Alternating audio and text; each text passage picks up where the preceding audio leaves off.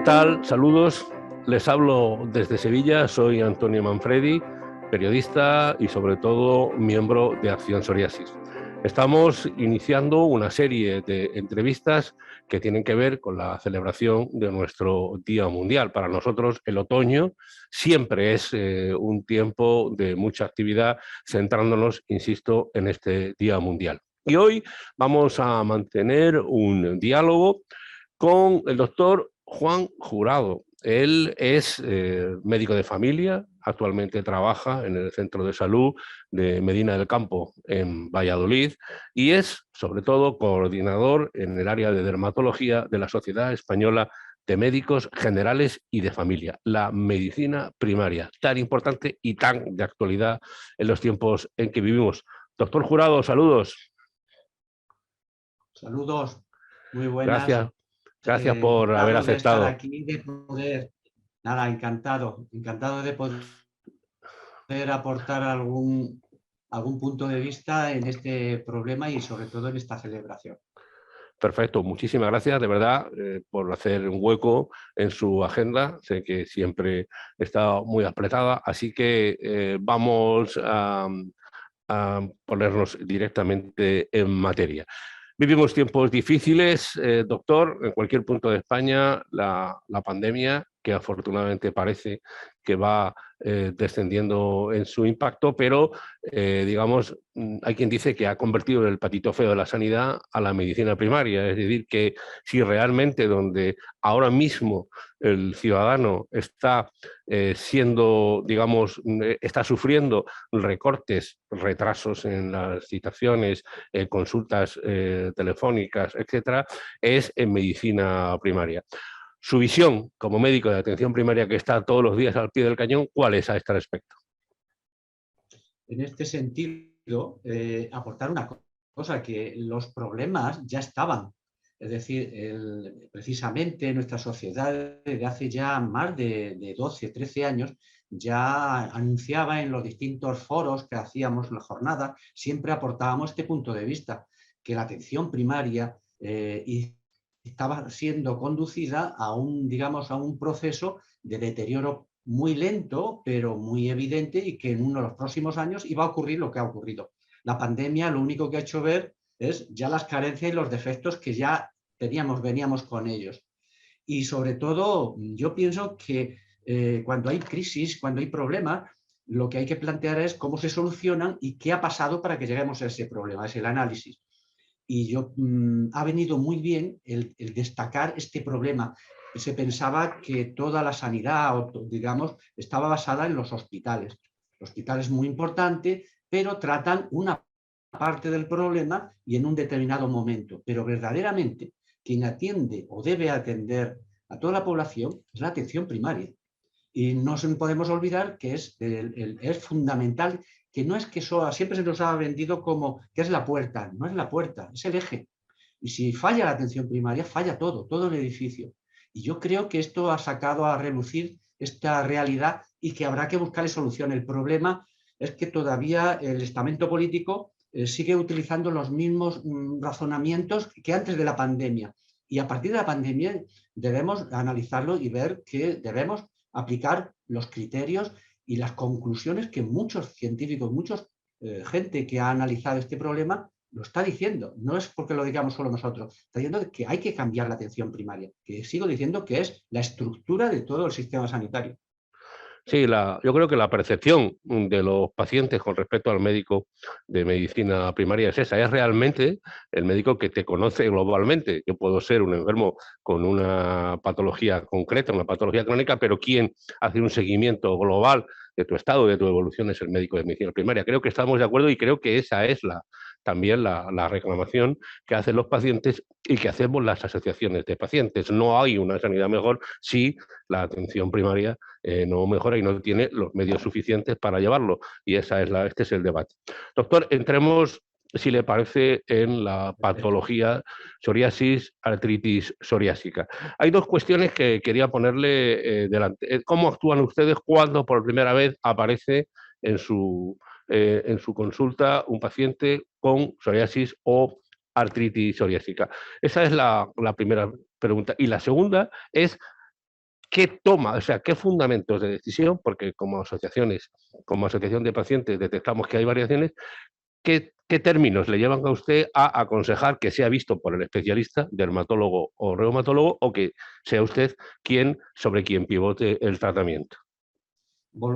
Quizá volvemos un poquito a tocar el tema que hemos tocado antes, el considerar la atención primaria y concretamente el profesional, el médico de familia, lo que debería ser es ese médico que te va a atender en cualquier proceso y sobre todo en los primeros momentos.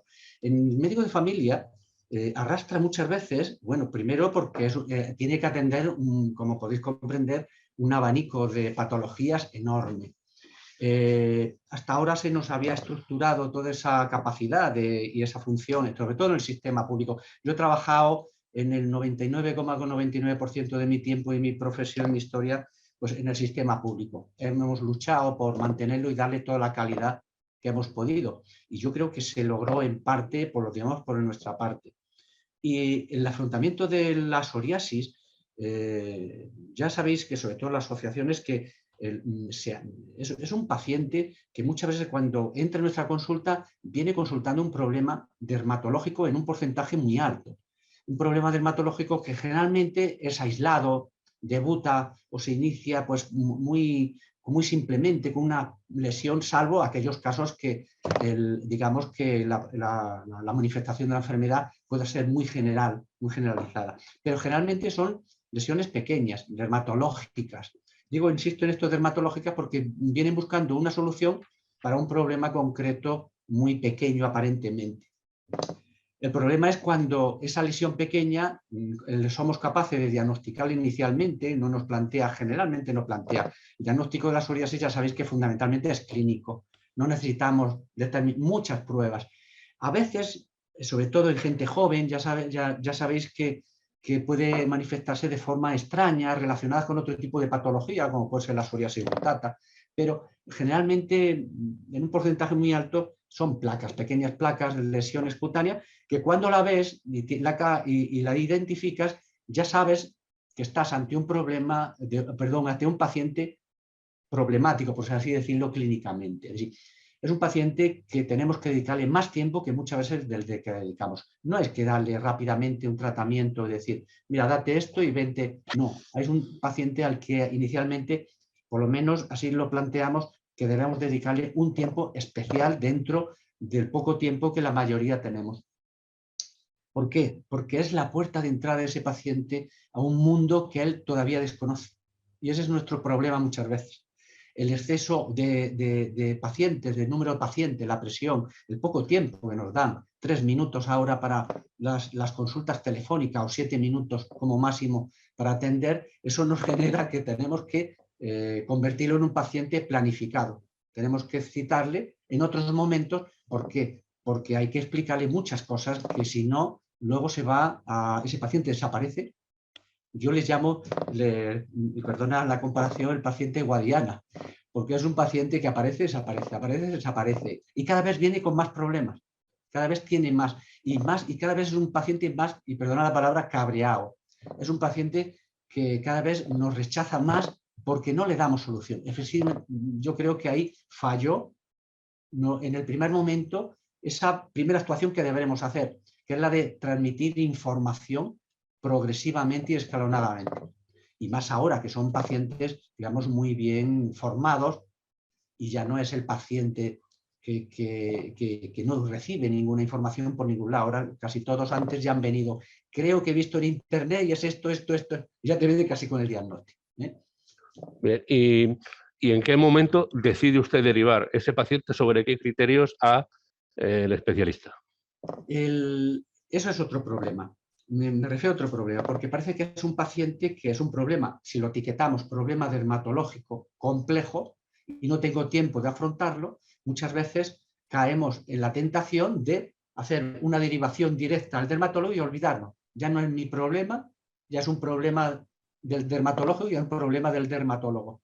Y ahí vamos generando ese paciente, como decía Guadiana. No debe ser, porque si ya sabemos que va a ser un paciente problemático que necesita formación información y formación, debemos actuar en ese momento.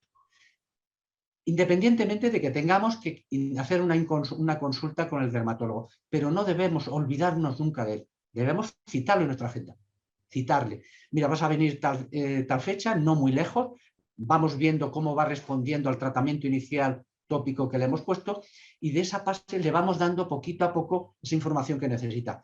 E incluso si son situaciones que a veces cuando nos viene ya no es un paciente joven, es un paciente que ya lleva tiempo, que ha probado con 20.000 cremas. Yo he trabajado mucho tiempo en el medio rural y ahí el paciente no viene caprichosamente así inicialmente, tarda mucho tiempo, porque empieza a utilizar la crema que tiene en casa, luego la crema que le han dicho en la pescadería o la familiar, date esto que va muy bien. Al final son gente muy desinformada, no es lo mismo que en medios socioeconómicos, digamos, diferentes.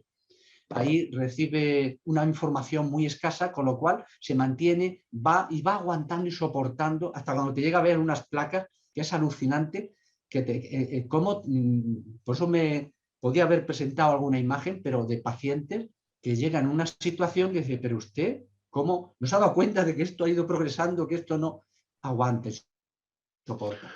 Y el paciente actual, el más joven, digamos, ya más empoderado en este tema y con una información ya diferente, ya requiere que en ese momento actuemos. Y la derivación, lo que decíamos, al dermatólogo es independiente de que nuestra actuación debe de ser más completa. Incluso debemos a veces derivar al reumatólogo o derivar incluso a veces al oftalmólogo. Como ya sabemos que la psoriasis está íntimamente relacionada con el incremento del riesgo cardiovascular.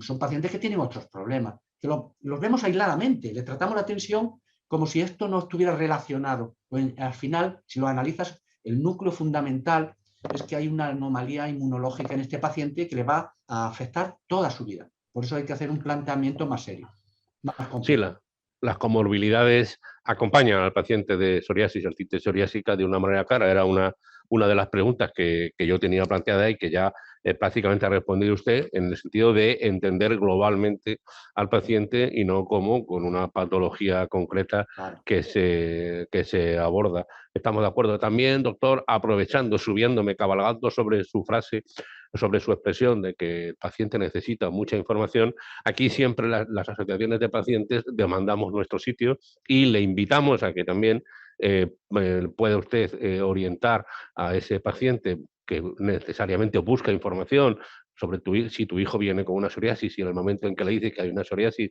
se le viene el mundo abajo. Nuestra experiencia es que también se ayuda mucho, así que le animamos a que cuando usted lo considere oportuno también pueda contactar con nosotros porque podemos allanar también mucho el camino y contribuir a que el enfermo tenga toda la información necesaria. También, doctor, ha mencionado usted hace un momento que usted ha estado mucho tiempo en la medicina rural. Entonces, quería hacerle una doble pregunta. Medicina rural versus medicina de capital, me refiero de gran capital de provincia, ¿cuál es la diferencia? Y sobre todo, un aspecto, me consta que usted lo maneja, que es la teledermatología, que está resolviendo muchas cuestiones y sacando de dudas. Así que estas dos cuestiones le pongo encima de la mesa.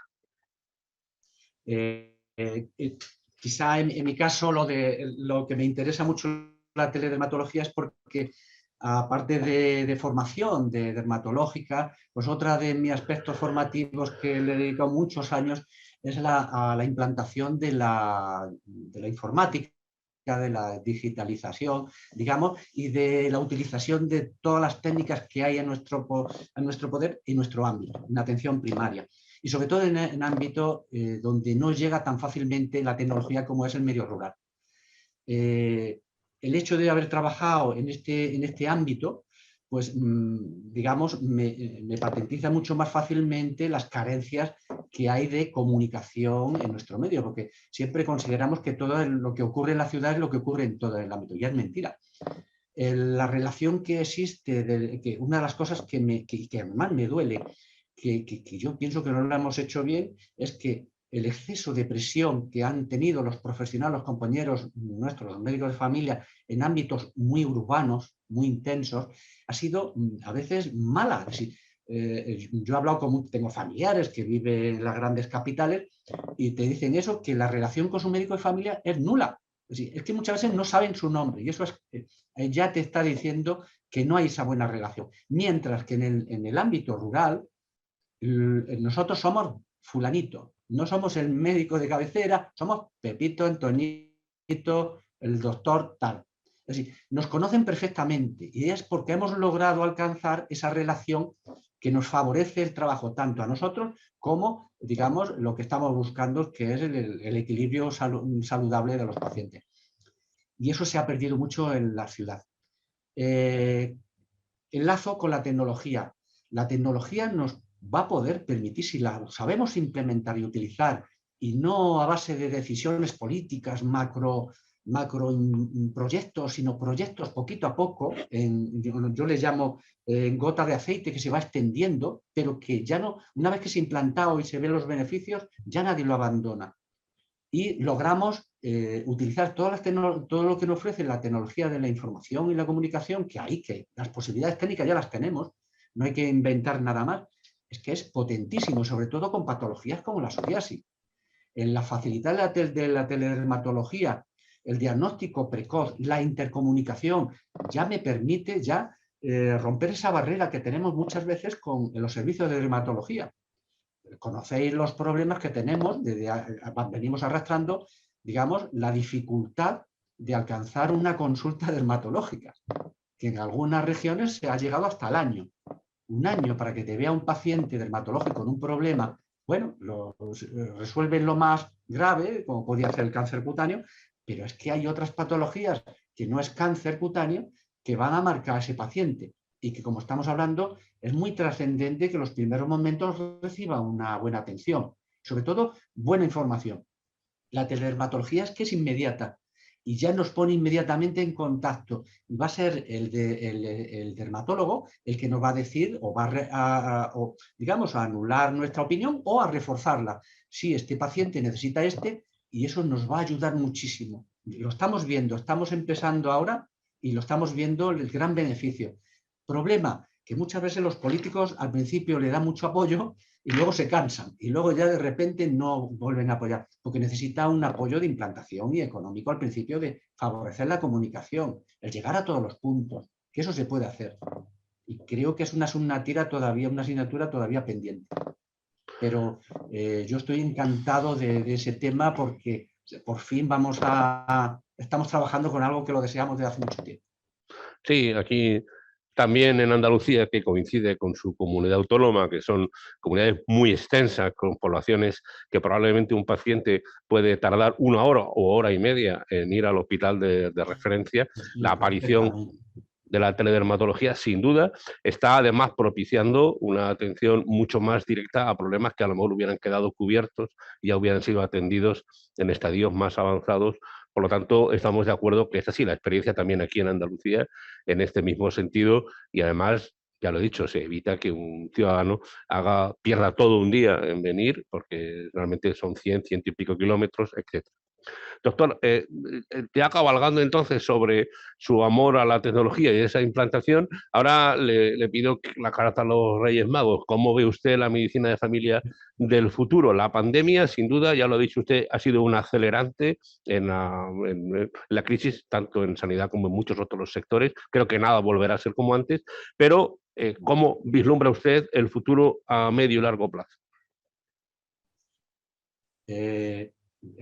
Yo creo que a muy a corto plazo, porque los problemas ya los conocéis por la publicidad que se está dando, digamos que ese arrastre de falta de apoyo, de inversiones en atención primaria, buscando solo, digamos, un objetivo que puede ser la gestión optimizada, perdona lo de optimizada entre comillas, de la gestión de atención primaria, ha provocado una desinversión continuada, pero ya no solo económica, sino también de recursos humanos. Y se ha ido perdiendo ese horizonte de profesional que se necesita, un mínimo para dar esa calidad que yo pienso que ha sido por menoscabo de valoración de muchos directores generales y muchos políticos han perdido el norte de lo que decía antes, de lo que es la sanidad pública. La sanidad pública es muy importante, maneja mucho dinero y sobre todo maneja dinero y proyección en el futuro. Es decir, que todo lo que no hagamos bien hoy va a ser un problema para el futuro y va a ir arrastrando. Y se necesitaba fijar a muchos profesionales en atención primaria, no dejarlos que se nos fueran. Estamos formando muy buenos, ya sabéis que el profesional sanitario, médico y enfermería, están valoradísimos en Europa y en otros países. ¿Por qué? Porque la formación que se le da es completísima.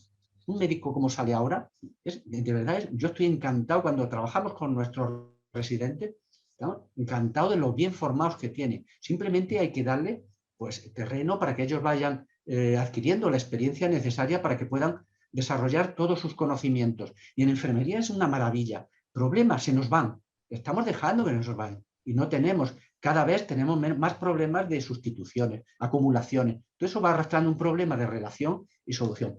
La consulta no presencial es una cosa que estaba demandada, ya casi la hacíamos. No es raro que nos llamaran pacientes que no necesitaban la presencia. Simplemente era, oye, lo que me has mandado me va muy bien, ¿sigo o no sigo? ¿Eso qué necesita? ¿Su presencia? No. Si tú le exiges que para eso tenga que venir, estás ocupando ese tiempo que se lo podíamos dedicar a otro paciente presencialmente, que es más necesario. Por eso hay que cambiar la estructura y formando, informando a los profesionales y a los pacientes, a los futuros pacientes, porque eso va a ir por ahí. La tecnología, la implantación de tecnología va a ser muy rápido. ¿Por qué? Porque si antes tardábamos en recibir el resultado de un laboratorio 7, 10 días, ahora lo tenemos al día siguiente por la mañana. Es decir, si lo ha hecho el día anterior, a las 8. Luego, mi capacidad de decisión se ha cortado mucho. ¿Por qué la metemos en un cuello de botella, esa posibilidad yo de resolver los problemas, esperando 4, 5, 6 días para citar a ese paciente ya en atención primaria? Si yo solicito que ese paciente necesita ser visto inmediatamente por un especialista hematológico, cardiovascular, es que me dan 3, 4, 5 meses. No tiene sentido. Estamos cargándonos el modelo. Busquemos digamos, actuaciones muy resolutivas, integradas, integrales, y que resuelvan el problema lo antes posible. Lo que yo llamo consulta de alta resolución, sistema de alta resolución. Abarata muchísimo los costes, porque el problema lo solucionamos en ese momento. Analicemos cada procedimiento lo que requiera y con eso, digamos, con esa optimización de recursos, aplicación de tecnología y formación e información, podemos resolver muchísimos problemas a un coste bajo y rápidamente. No vamos a tener ese paciente rebotando servicio de urgencia, Resolvamos el problema lo antes posible. Gracias. No sé si quizás me he ido un poquito por la rama. No, realmente es un tema tan fundamental y de tantos elementos que revisar que sin duda es así. Un poco por los que se puedan haber subido a la grabación, estamos con el doctor Juan Jurado, que es el médico de familia en el Centro de Salud de Medina del Campo, en Valladolid, y el coordinador del área de dermatología de la Sociedad Española de Médicos Generales y de Familia. Como asociación de pacientes, doctor, a nosotros también nos preocupa una cosa, que hay un importante número de pacientes fuera del sistema, pacientes de psoriasis fuera del sistema. ¿Qué podemos hacer entre todos para que vuelvan al sistema y puedan tener el tratamiento adecuado? La pérdida del paciente, como decía, lo comentaba antes, sobre todo si estamos tocando el tema de la psoriasis, el paciente ese que te he comentado, que era el paciente Guadiana, muchas veces es por la pérdida de confianza. Ya te comenté que en resumido le había puesto el título de pacientes cabreados con el sistema, Sí. pacientes que no le resolvían sus problemas, pacientes que lo que decía, si yo me acerco, yo personalmente, no es como no, cualquier problema mío o de mi familia y veo que no me dan vueltas, que no me lo solucionan, que para buscar una prueba me tarda un mes, mes y medio para hacer solo la primera prueba, que luego si esa prueba da positivo para que me vea un especialista que me apoye y me busque soluciones, tarda 3 meses. El sistema no me sirve el sistema. El sistema se está autoalimentando a sí mismo, pero no sirve para dar solución a la sociedad. El sistema, el paciente busca sus soluciones. Si tiene medios económicos, los va a invertir. Ya sabéis que se ha disparado el número de pólizas sanitarias a nivel privado. Eso está hablando de que el sistema público, yo que soy un defensor de toda mi vida profesional del sistema público, es que está fallando. Retomemos el tema. Busquemos lo que decía Anto, procedimientos o procesos rápidos, con soluciones, no demoras injustificadas muchas veces por una burocracia que se va acumulando. Pongamos los recursos allí donde deba y te das cuenta que muchas veces los recursos, lo comentaba antes muy bien, que los llevemos a un equipamiento que vale 100 millones de euros el sitio y que da muy buena publicidad al sistema. Pero a lo mejor parte de esos recursos interesan en una solución en que unas determinadas pruebas, en lugar de tardar un mes y medio, pues una simple ecografía, te pongo por ejemplo, una simple ecografía no se le ha dado la importancia que necesitaba y para nosotros en atención primaria es importantísimo para diagnosticar y discernir si esto es grave o no es grave. Nos tardan 3 meses. ¿Cómo? ¿Qué hago? ¿Dónde acaba ese paciente? En urgencia. Claro, al final son las urgencias, sí. Claro, sí. Si me das la posibilidad de esa prueba, la tenga al día siguiente, a los 2 días, a los 3 días, ese paciente ya lo hemos canalizado. ¿Es grave o no es grave? Y no va a consumir más recursos. Y le vamos a poder poner un tratamiento o canalizar a ese especialista que me lo va a ver la semana siguiente. Es ahí donde tenemos que luchar. Bien. Y esa sería la solución de esa pérdida de pacientes. Algunos no tienen medios económicos. ¿Dónde están? Servicio de urgencia. Ya, claro. Al final allí terminan y se acaba colapsando la urgencia, afectando probablemente a pacientes que realmente sí necesitan esa intervención de urgencia. Esa es. Doctor, se nos está terminando el tiempo. El tiempo vuela, entonces, 2 cuestiones finales. Una, España en realidad son 17 sistemas hospitalarios distintos, no hay una unidad y por lo tanto hay diferencias de criterios. Hay una demanda clara. Esa es la... Hay una demanda de asistencia psicológica, por ejemplo, en algunos sitios está ya llegando, en fin, no hay criterios claros. Yo quería preguntarle sobre esto y finalmente también preguntarle, al revés, le pongo a usted el reto. ¿Qué espera usted de nosotros, de las asociaciones de pacientes? ¿Cómo podemos ayudar? Pónganos los deberes que estaremos encantados. Y con esto terminamos. Yo creo que lo estáis, por lo menos, el deber se me lo tenía que haber puesto yo antes, como un poco representativo del estamento de médicos de familia. Yo creo que deberíamos habernos puesto ante nosotros en contacto con vosotros. Es decir, esa hubiera sido nuestra obligación.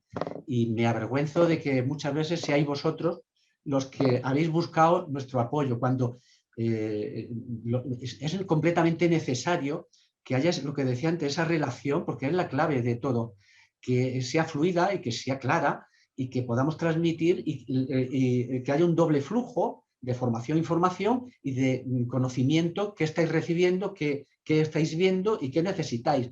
Muchas veces nos subimos a un pedestal y creemos que es que lo que decimos nosotros es lo que es. Cuando bajamos nos damos cuenta que la realidad es mucho más compleja, más variable y que no es así. Por eso digo que deberes, yo creo que al contrario, daros mi enhorabuena y que por lo menos me pongo la tarea de que en todas las partes que yo pueda y de mi influencia será relacionarnos con asociaciones de pacientes y buscar 2 cosas. La formación que vosotros nos podéis dar a nosotros, no solo información, sino formación. Tenemos que formarnos en el punto de vista que tenéis, no solamente como pacientes, sino como canalización de todos los problemas de ese determinado tipo de paciente, y eso es formación para nosotros. Y luego el permitirnos transmitirnos consignas que vaya a ser vosotros los máximos de elementos de difusión de esas consignas que nos vienen muy bien para nuestro trabajo egoístamente, claro. Muy bien, doctor. Yo creo que eso es una cosa que debemos seguir trabajando. Yo creo que ya lo vamos alcanzando. Muy bien. Tengan ustedes claro, doctor, que los pacientes amamos profundamente el trabajo de nuestros médicos de familia. Creo que todo empieza con ellos. Mi experiencia personal, hace 40 años fue un médico de familia el que me dijo que yo tenía artritis psoriásica. Había muchos especialistas que habían dado muchas vueltas y recuerdo siempre a aquel doctor que me dijo: dile a tu reumatólogo que probablemente estamos ante una... Y realmente me devolvió la tranquilidad porque por lo menos ya sabía uno en qué dirección dirigir. Insisto, hace ya 40 años de esto, las cosas han cambiado mucho para bien, podemos estar quejosos, pero creo que las cosas han evolucionado. Doctor, ¿quiere usted añadir algo más? Por mi parte doy por terminada la entrevista. Nada, simplemente yo creo que si nos ponemos a hablar de los problemas, podríamos tendernos no media hora, sino horas más. Yo creo que es bueno que cortemos en este momento y en otro momento pues que dediquemos otro. Por mi parte y por la sociedad nuestra, ya sabéis que tenéis todas las posibilidades. Mientras yo pueda estar aquí coordinando, luego vendrán gente joven que estamos preparando, pues yo creo que van en ese sentido. Y estupendo. Nada, que estamos a vuestro servicio y que podamos dar. Igualmente, doctor, de verdad que gracias al trabajo de la Sociedad Española de Médicos Generales y de Familia que usted ha representado hoy, cuenten con los pacientes, cuenten con Acción Psoriasis, y ha sido un placer estar con, insisto, el doctor Juan Jurado, que es médico del Centro de Salud de Medina del Campo, en Valladolid. Gracias, doctor, y hasta muy pronto.